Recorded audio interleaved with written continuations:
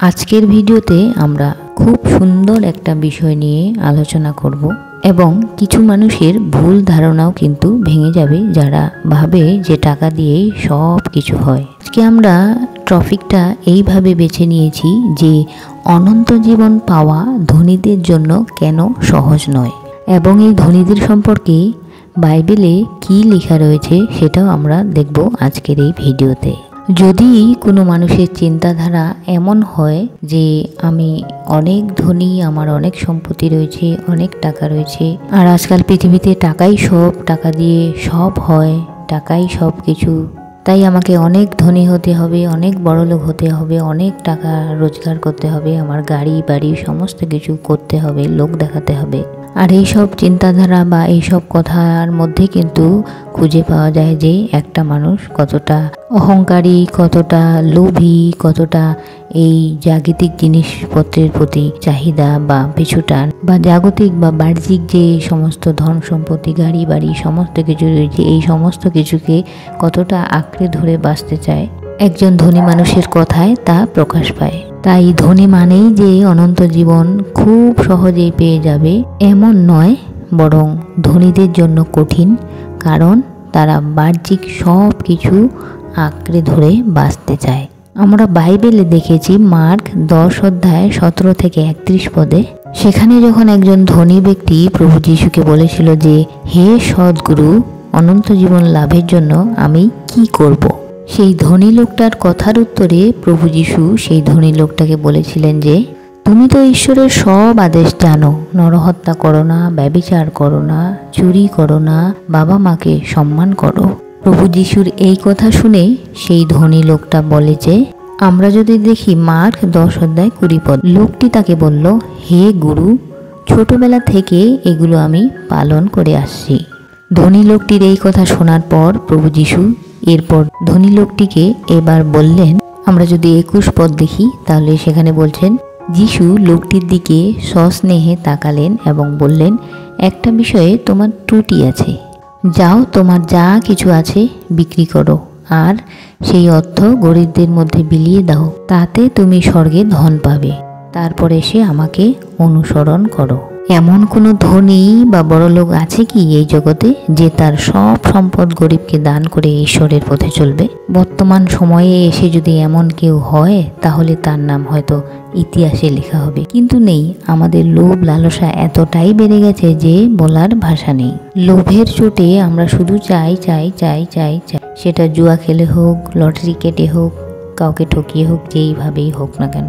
এমনকি আমরা এটাও ভাবি না যে এই সমস্ত ধন সম্পদ নিয়ে আমরা কি করব, এই ধন সম্পদ নিয়ে আমরা কোথায় যাব।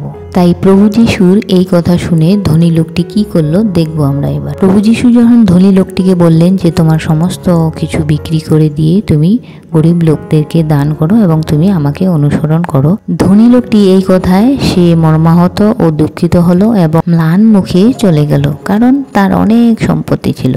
আর এই এত সম্পত্তি বিক্রি করে গরিবদের দান করে ধনী লোকটি কিছুতেই প্রভু যিশুর পথে আসতে পারবে না। ওই যে আমরা বাহ্যিক সমস্ত কিছু ধরে আঁকড়ে বাঁচতে চাই, আর সেটা কোথায়? এই পৃথিবীতে। তাই কঠিন আমাদের অনন্ত জীবনের পথ খুঁজে পাওয়া বা অনন্ত জীবনে প্রবেশ করা। এরপর 23 পদে, তখন যিশু চারিদিকে তাকিয়ে শিষ্যদের বললেন, যাদের ধন আছে তাদের পক্ষে ঈশ্বরের রাজ্যে প্রবেশ করা কেমন দুষ্কর। শিষ্যরা তার কথা শুনে অবাক হলেন। যিশু আবার তাদের বললেন, শোনো, ঈশ্বরের রাজ্যে যাওয়া সত্যিই কষ্টকর। একজন ধনী লোকের ঈশ্বরের রাজ্যে প্রবেশ করার চেয়ে বরং সূচের ছিদ্র দিয়ে উটের যাওয়া সহজ। ভাবা যায় ধনী লোকদের তাহলে অনন্ত জীবনে প্রবেশ করা কতটা কঠিন। ধনী লোক তার ধন সম্পদের লোভ সেরে যাওয়া যত কঠিন, সেটা অনেকটা একটা বড় উট একটা সূচের ফুটো দিয়ে ঢোকার মতো। উট কি পারবে সূচের মধ্য দিয়ে পার হতে? প্রভু যিশুর এই উদাহরণ শোনার পর তার শিষ্যরা আরও কিন্তু আশ্চর্য হলেন। তারপর কি বললেন আমরা পরের পদে দেখব। তখন তারা আরও আশ্চর্য হয়ে নিজেদের মধ্যে বলা বলি করলেন, তবে কারা উদ্ধার পেতে পারে? তখন পিতর তাকে বলতে লাগলেন, দেখুন, আমরা সমস্ত কিছু ত্যাগ করে আপনার অনুসারী হয়েছি।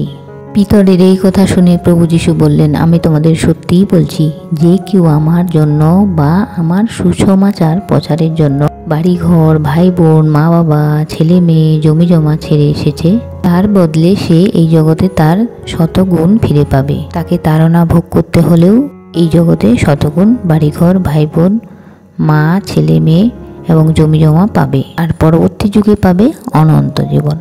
তাই আমরা যারা প্রভু যীশুকে অনুসরণ করি তাদেরকে আমাদেরকে সত্যি সত্যি প্রভু যীশুর অনুসারী হতে হবে। তাতে আমরা তাড়না, লাঞ্ছিত, অবহেলা সমস্ত কিছু আমাদেরকে সহ্য করতে হবে। প্রয়োজনে আমাদের সমস্ত কিছু ছেড়ে দিতে হবে।